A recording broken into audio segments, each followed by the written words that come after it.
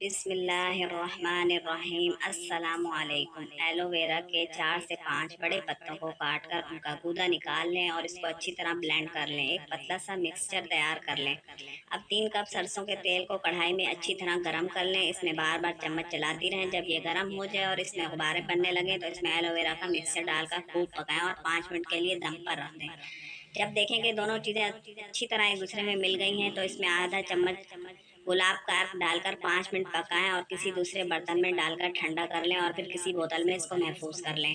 اس کے فوائد یہ ہیں: نمبر 1، شوگر کی وجہ سے اگر جسم پر زخم بن جائے یا جلد کالی ہو جائے تو ان تمام زخموں سے جان چھڑانے کے لیے اس کو دن میں 2 مرتبہ لگائیں۔